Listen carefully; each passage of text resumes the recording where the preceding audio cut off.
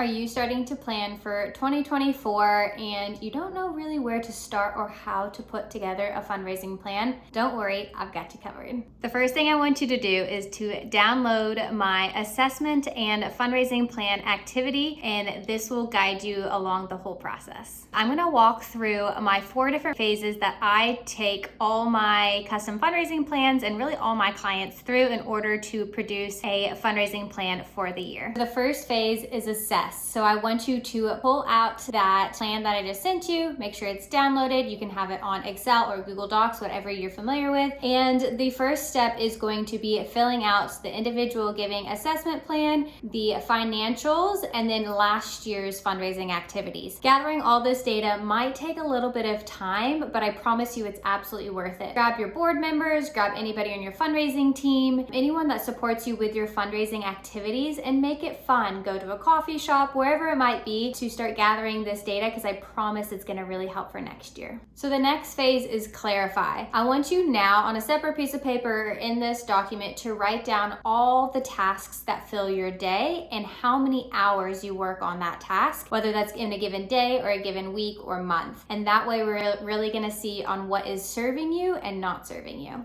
Within the clarify stage, you're going to review your financials. And what I mean by this is you're going to look into what 3 fundraising activities bring the most income. And those are the activities where you're most likely going to see the highest return on investment and where you're going to want to be putting a lot of effort into in the next year. It'll also give you more insights. For example, if individual giving is bringing in a majority of your income, but you don't have a CRM or donor management tool, it's the time to start investing in that so you can properly retain those donors next year. Okay, now head back to that sheet where you wrote down how many hours you're spending on particular fundraising activities. Does that align with your 3 fundraising activities where you're gonna see the highest return on investment? If not, we need to shift those priorities and where you're spending your time the most. Now on to the third phase, strategize. So you have all this great data, you have figured out your top 3 fundraising activities and where you should be investing your time. You're going to now plug and play that into your fundraising calendar and make sure when you're plugging and playing, it aligns with all that newfound data and your new goals for 2024. One thing that I also want you to consider is honing in on your fundraising team's strengths. So